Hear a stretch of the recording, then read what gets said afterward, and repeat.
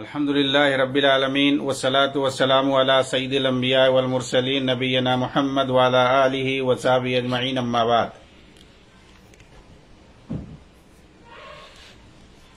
محترم ناظرین کرام اور دیگر سامعین، پچھلے درس کے اندر تقدیر کے بارے میں گفتگو ہو رہی تھی کہ اللہ رب العالمین ہر چیز کا جاننے والا ہے، ازل سے لے کر ابد تک، اس کی تمام جزیات اور تفاصیل کے ساتھ۔ چنانچہ اہل السنہ والجماعہ اہل الحدیث اس بات پر ایمان لاتے ہیں کہ تمام جزیات اور تفاصیل کے ساتھ اللہ رب العالمین کو تمام چیزوں کے بارے میں معلوم ہے، بالکل اسی طرح جس طرح کتاب و سنت کے نصوص تقاضا کرتے ہیں۔ یہ بات پہلے آ چکی ہے کہ قدریہ جو تھے یعنی منکرین تقدیر، وہ اللہ تعالیٰ کے علم سابق کا انکار کرتے تھے۔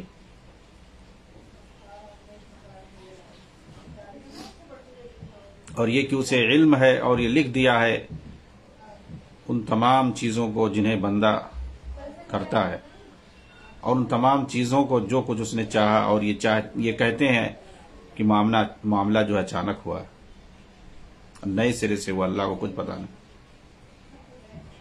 جبکہ پہلے سے سب کچھ اللہ رب العالمین کو علم ہے۔ یہاں تک کہ جو چیزیں وجود پذیر نہیں ہوئی ہیں وہ بھی اگر ہوں گی تو کیسے ہوں گی؟ وما لم یکن لو کان کیف یکون، یہی اس کا مطلب ہے۔ اللہ تعالیٰ کے علم کے بارے میں کان وما یکون جسے کہتے ہیں، کل ما کان، جو کچھ ہوا ان سب کے بارے میں، یعنی ماضی کے بارے میں اللہ تعالیٰ جانتا ہے۔ وما ہوا کائن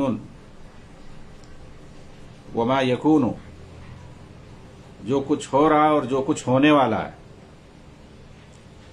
تو یہ بنیادی چیزیں ہیں تقدیر کے بارے میں کہ اللہ تعالیٰ کو تمام چیزوں کے بارے میں علم ہے، اس کی تمام تفصیلات اور جزیات کے ساتھ۔ اس کا معنی کیا ہے؟ ایک تو ہو گیا ما کان، وہ عالم ما کان،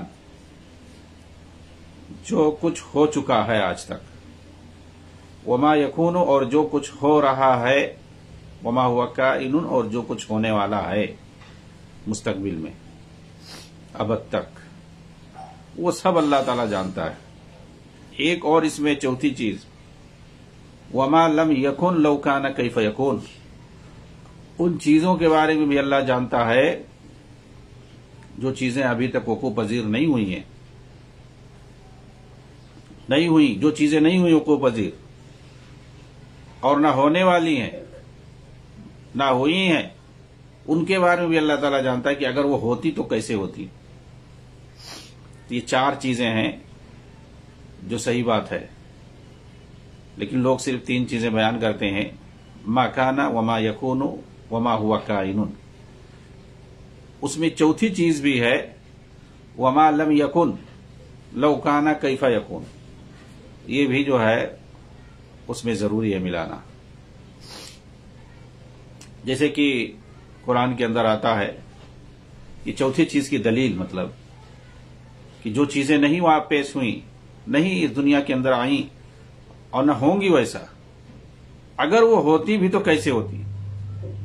اس کی دلیل ہے، نص تو صراحت کے ساتھ نہیں یاد ہے، قرآن کے الفاظ ہیں جس کا مفہوم ہے کہ جو دوزخی ہوں گے، جن کے جہنم میں جانے کا فیصلہ ہو چکا ہوگا، وہ اللہ تعالیٰ سے کہیں گے لو ان لنا کرۃ فنکون من المؤمنین، وہ کہیں گے مطلب کہ اگر ہمیں دوبارہ دنیا میں بھیج دیا جائے تو وہاں جا کر کے ہم ایمان لائیں گے اور اچھا کام کریں گے۔ اس طریقے سے ایک جگہ نہیں، ایک جگہ کے علاوہ بھی، یعنی دو تین جگہ اس طرح سے بات آئی ہوئی ہے۔ وہاں جب ان کے سامنے ساری چیزیں کھل کر کے آئیں گی آخرت میں، اور وہ اپنا نام اعمال دیکھیں گے، اور ان کو وہاں پر حقیقت جب معلوم ہوگی، یہاں پر تو انکار کرتے تھے، جب وہاں ان کو پتہ چلے گا کہ اب ہمیشہ ہمیں جہنم میں رہنا ہے، دنیا کے اندر ہم انکار کرتے تھے کچھ ہونے والا نہیں ہے، لیکن یہاں تو سب واضح ہے، وہاں پر وہ تمنا کریں گے اور وہ اللہ تعالیٰ سے ریکویسٹ کریں گے کہ مجھے دوبارہ جو ہے ہمیں دوبارہ دنیا کے اندر بھیج دیا جائے، ہم وہاں جائیں گے، نیک عمل کریں گے، اور ہم وہاں ایمان لائیں گے، نیک عمل کریں گے، جو جہنم میں سے بچنے کے لیے، جنت کے اندر جانے کے لیے۔ تو اس کے بعد جو ہے اللہ تعالیٰ کی طرف سے جواب آئے گا کہ اگر انہیں دوبارہ بھی بھیج دیا جائے تو ویسے ہی رہیں گے، دوبارہ بھی بھیج دیا جائے تو ویسے ہی رہیں گے۔ ایک جگہ اللہ تعالیٰ نے فرمایا وَلَوْ رُدُّوا لَعَادُوا لِمَا نُهُوا عَنْهُ، اگر انہیں واپس بھیج دیا جائے دنیا کے اندر تو جن چیزوں سے انہیں روکا گیا وہی الٹا کریں گے، جا کے ویسے ہی کریں گے۔ دیکھیے اسے کیا پتا چلتا ہے کہ یہ اللہ تعالیٰ کو معلوم ہے، وہ چیزیں تو ہوئی نہیں ہے، لیکن اگر ہوں تو کیسے ہو؟ انہیں اگر واپس بھیج دیا جائے تو پھر دوبارہ وہی کام کریں گے جس سے انہیں منع کیا گیا ہے، وہ کام نہیں کریں گے جو کرنا چاہیے۔ وَلَوْ رُدُّوا لَعَادُوا لِمَا نُهُوا عَنْهُ۔ تو اس طرح کی دلیلیں، نصوص جو ہیں اس بات کے لیے دلیل ہیں، اور اس کے اندر یہ چیز بھی شامل کی جائے گی تقدیر کے بارے میں کہ وَمَا لَمْ يَكُنْ لَوْ كَانَ كَيْفَ يَكُونُ، کہ اللہ تعالیٰ ان چیزوں کے بارے میں بھی جانتا ہے جو وقوع پذیر نہیں ہوئی ہیں، اگر وہ ہوتی تو کیسے ہوتی۔ لیکن یہ جو منکرین تقدیر پیدا ہوئے، جنہوں نے تقدیر کا انکار کیا، ان کے یہاں یہی ہے کہ کچھ نہیں، انسان جب کوئی عمل کر دیتا ہے تو اس کے بعد اللہ تعالیٰ کو پتہ چلتا ہے، معاملہ سب اچانک ہوتا ہے، نہیں کوئی پری پلان نہیں معاملہ ہے۔ اور یہ وجہ ہے کہ سلف نے ایسے لوگوں کی تکفیر کی ہے، گویا قرآن کی تکذیب ہے، تقدیر کا انکار قرآن کی تکذیب ہے، اور یہ نواقض اسلام میں سے قرآن کی تکذیب، رسول کی تکذیب، یہ نواقض اسلام میں سے ہے۔ تو کوئی بھی قول یا کوئی بھی عمل انسان کا جس سے قرآن کی تکذیب لازم آئے، مثال کے طور پر قرآن کے اندر اس بات کا ذکر ہے کہ اگر کوئی شادی شدہ غیر شادی شدہ انسان اگر زنا کرتا ہے تو اسے 100 کوڑا مارا جائے۔ سورہ نور کے اندر شروع میں وَالزَّانِيَةُ وَالزَّانِي فَاجْلِدُوا كُلَّ وَاحِدٍ مِّنْهُمَا 100 جلدہ، 100 کوڑا مارنے کا ذکر ہے۔ اب کوئی انکار کر دے کہ یہ تو بہت ہی سختی ہے، ایسا کون کرے گا، 100 کوڑا مارے آدمی کو، غلطی کر دیا۔ حدیث کے اندر رجم کا ذکر ہے کہ شادی شدہ ہو تو اسے رجم کیا جائے گا، لیکن کوئی رجم کا انکار کرے، 100 کوڑا مارنے کا انکار کرے۔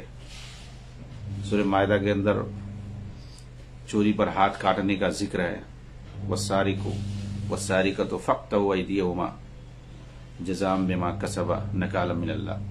کوڑا مارنے کا انکار کرے، کوئی ہاتھ کاٹنے کا انکار کرے۔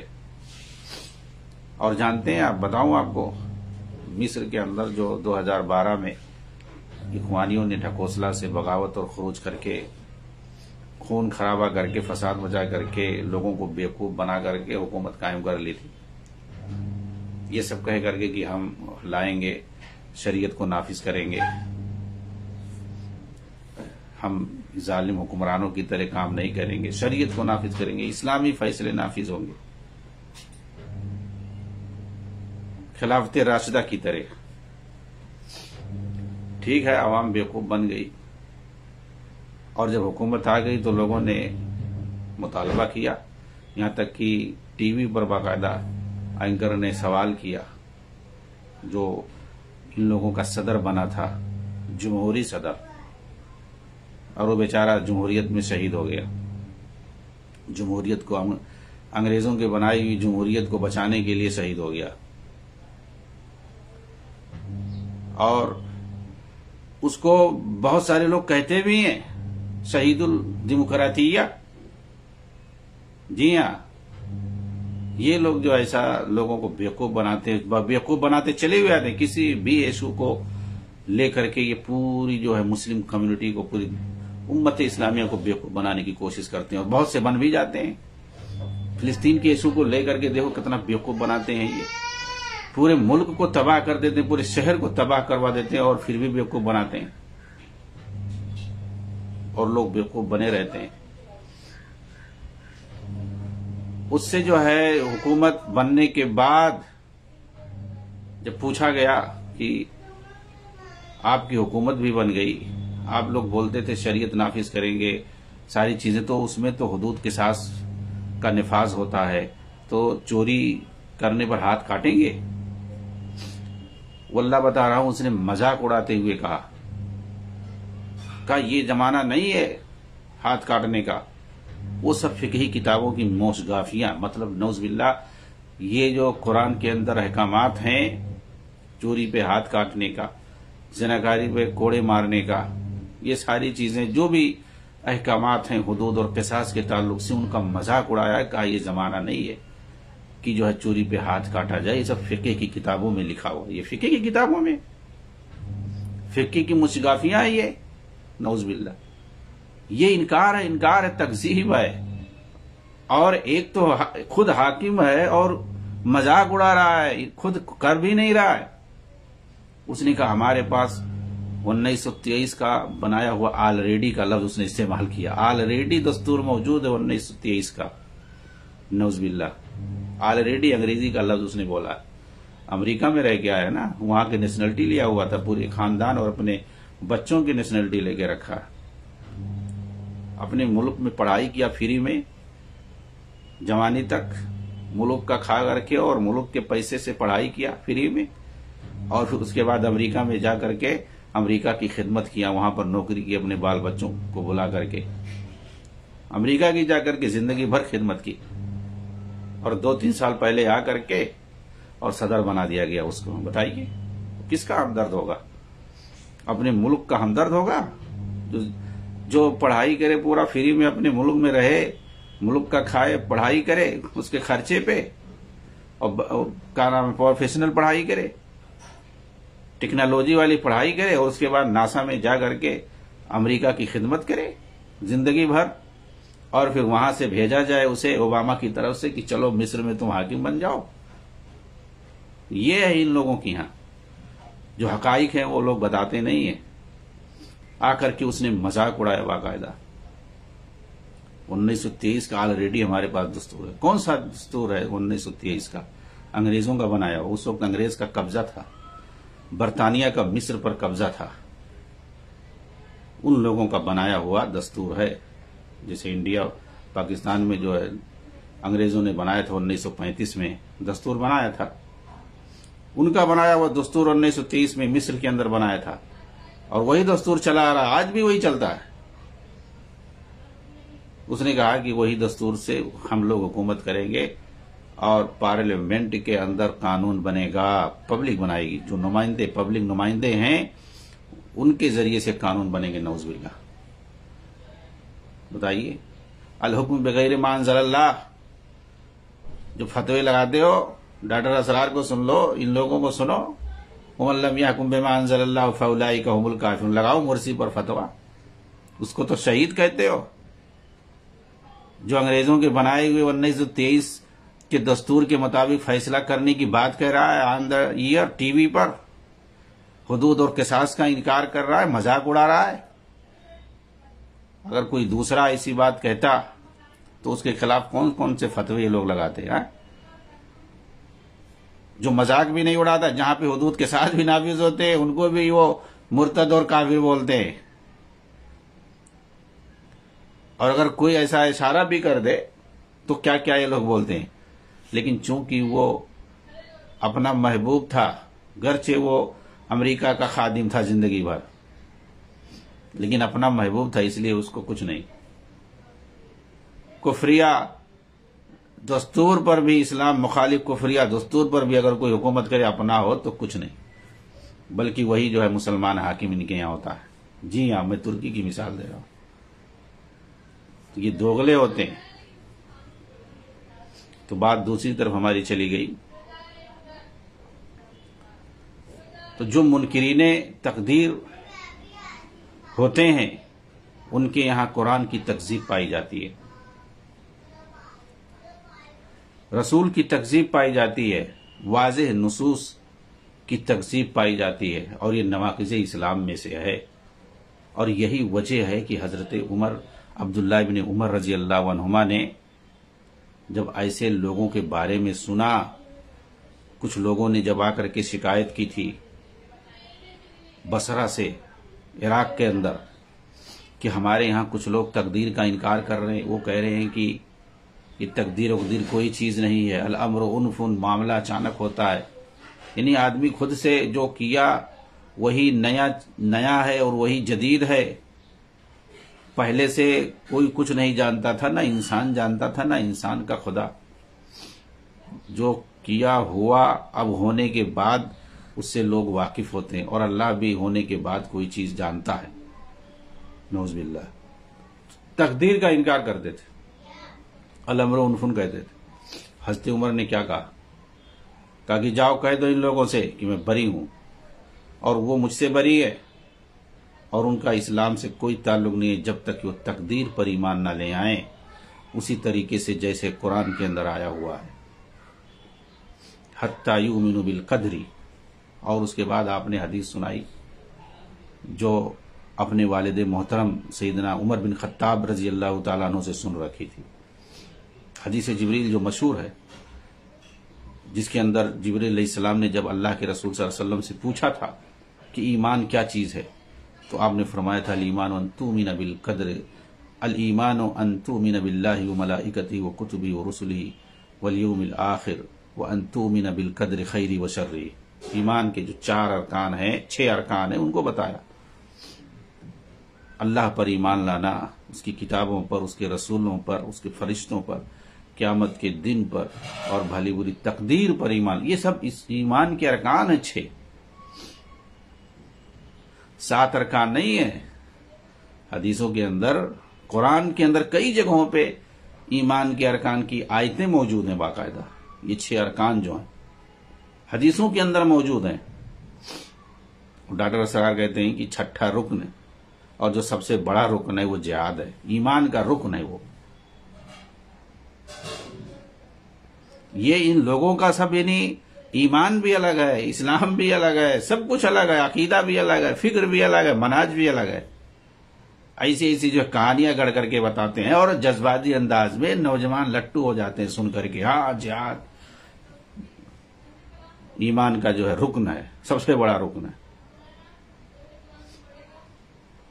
ٹھیک ہے، اس کی اہمیت فضیلت ہے، جسے حج کی اہمیت اور فضیلت ہے، جہاد کی بھی اہمیت اور فضیلت ہے، اور وہ عقیدے میں شامل ہے۔ الجہاد والحج باقیان الی یوم القیامہ، حج اور جہاد یہ قیامت تک باقی رہیں گے، مسلم حکمرانوں کے ساتھ جاری رہیں گے، ان کی قیادت میں، ان کی رہنمائی میں یہ دونوں چلتے رہیں گے قیامت تک، وہ چاہے نیک ہوں یا بد ہوں، سب کے ساتھ۔ یہ ہے مسلمانوں کا عقیدہ، جو کتابوں میں پڑھو، تقریروں میں سننے سے نہیں ہوگا ان لوگوں کے، کہ چاہے آدمی اکیلے نکل جائے یا الگ اپنی جماعت بنا کے جائے، مسلم حکمرانوں کا ساتھ لوگے تو کچھ نہیں ہوگا۔ کیا ہوگا؟ اکیلے جاؤ گے یا اپنا جو ہے گٹ بنا کے جاؤ گے، کیا ہوگا؟ آج تک کیا ہوا؟ کیا کر لیے سوائے تباہی کے؟ جہاں گئے جہاں مارے کاٹے گا، اور وہاں کے لوگوں کو مروایا کٹوایا، کمزور سے کمزور ترین ہوتے چلے گئے۔ کہیں کا بھی واقعہ ہو، جب تک کہ حکومتیں جو ہے مداخلت نہیں کرتی ہیں، اور جب حکومتیں مداخلت کرتی ہیں تب جا کر کے سکون ہوتا ہے، شانتی ہوتی ہے، اور پھر جا کر کے جو در بدر ٹھوکر کھا رہے ہوتے ہیں، ادھر ادھر جو بھاگے پھرے ہوتے ہیں، پھر وہ بیچارے واپس آتے ہیں اپنے گھروں میں حکومتوں کی مداخلت کرنے کی وجہ سے، اور ان فسادیوں کی وجہ سے تو اجڑ جاتے ہیں۔ جہاں بھی یہ جاتے ہیں فسادی، وہاں لوگوں کو اجاڑتے ہیں، پہلے مرواتے ہیں، اجاڑتے ہیں، عزتیں لٹواتے ہیں، گھر بار لٹواتے، سب کچھ۔ اس کے بعد جب حکومتیں مداخلت کرتی ہیں تب پھر جو ہے وہ لیٹے پٹے واپس آتے ہیں، دیکھتے ہیں اپنے گھر کو، اپنے علاقے کو، اب کیا کریں۔ 150 سال تو لگ جاتا ہے وہ پہلے کی طرح آنے میں۔ یہ فسادی ذہن کے جو ہوتے ہیں وہ جذبات سے کام لیتے ہیں، وہ نصوص کو نہیں پڑھتے۔ صحیح مسلم کی کتاب الامارہ پڑھو تو سمجھ میں آئے گا کہ زمین پر کیسے کام کیا جاتا ہے، دعوت کا کام کیسے کیا جاتا ہے، اور جہاد کے کیا احکام ہیں۔ خود فلسطین کے ایک ہیں سعد الزاتری، انہوں نے 300 صفحے میں کتاب لکھی ہے، اس کا ترجمہ ہو چکا، انشاءاللہ چھپ کر کے کتاب آئے گی۔ حقیقت الجہاد فی فلسطین، فلسطین کے اندر جہاد کی کیا حقیقت ہے، جہاد کے نام پر کیا ہو رہا ہے، فساد مچایا جا رہا ہے۔ اس کے بعد انہوں نے جہاد کے احکام لے کے مدینہ منورہ کے اندر انہوں نے جامعہ اسلامیہ میں پڑھائی کی ہے، شہر خلیل کے ہیں، اور وہاں جا کر کے وہ تبلیغ اور دعوت کا کام کر رہے ہیں۔ علامہ البانی کے شاگرد ہیں وہ سعد الزاتری حفظہ اللہ، انہوں نے کتاب لکھی ہے اور یہ پیغام دیا اس کتاب کے ذریعے سے کہ یہاں فساد مچایا جا رہا ہے، عوام کے ساتھ کھلواڑ کیا جا رہا ہے، نوجوانوں کو برین واش کر کے ان کو داعشی بنایا جا رہا ہے، اور ایک آدھ کے جسم پر بم باندھ دیتے ہیں اور جا کر کے کہیں حملہ کر دیا، اور اس کے بعد پورا آ کر کے وہ لوگ جو دشمن ہے وہ آ کر کے پورا علاقہ صاف کر دیتا ہے، حملہ کر کے، بمباری کر کے، یہ ہو رہا۔ اور پھر اسی بمباری کو دکھا کر کے پھر یہ لوگ ناچنا شروع کر دیتے ہیں، رونا شروع کر دیتے ہیں، گانا شروع کر دیتے ہیں۔ پھر ایسی جو ہے تنظیموں، فسادی تنظیموں کے پاس جو ہے پوری دنیا چندہ دینا شروع کرتی ہے، اور سب یہ جا کر کے قبضہ کرتے ہیں۔ یہ کھیل کھیلا جاتا ہے وہاں پہ۔ یہ باقی رہیں گی تنظیمیں، ان کو باقی رکھا جائے گا، پورا شہر چاہے تباہ ہو جائے۔ ابھی حالیہ دنوں میں دیکھا گیا غزہ کے اندر، یہ دندناتے پھر رہے ہیں ان کی لاشوں پر، ان کی جو ہے کھنڈرات پر، گھروں کے کھنڈرات پر۔ ایک اسپتال نہیں بچا ہے، ایک تعلیم گاہ نہیں بچی ہے، سب تباہ برباد ہو گئے۔ اور یہ لوگ اپنی قیمتی لاکھوں کروڑوں کی گاڑیوں میں اسلحوں کے ساتھ اب جا کر کے جب سب ختم ہو گیا دندناتے پھر رہے ہیں۔ اور جب لڑائی اور جو بمباری کر رہے تھے تو کوئی نہیں دکھ رہا تھا، کوئی نہیں دکھ رہا تھا، چلے جاتے ہیں برباد کر کے۔ اس کے بعد یہ لوگ نکلتے ہیں بل سے، ان کو باقاعدہ پالا جاتا ہے۔ اگر دشمن ہوتے تو ظاہر سی بات ہے دشمن اپنے دشمنوں کو ٹارگٹ کرتا ہے۔ یہ جانتے ہیں کہ کون دشمن ہے، مسلمان دشمن ہے، ان کو اصل مروانا ہے، یہ بہانہ ہے صرف۔ بہرحال بات ادھر ادھر جاری، اللہ رب العالمین سے دعا ہے کہ اللہ تعالی ہمیں سمجھ دے، کتاب و سنت کے نصوص کو سمجھنے کی صلاحیت دے، اسے ہم سمجھیں اور اسی کے مطابق عمل کریں، عقیدہ اور عمل دونوں ہمارا درست ہو، اور لوگوں کے جو ہے جذبات میں آنے سے بچیں، لوگ جو کھلواڑ کر رہے ہیں ان سے بچیں، جال سازوں سے بچیں، فسادیوں سے بچیں۔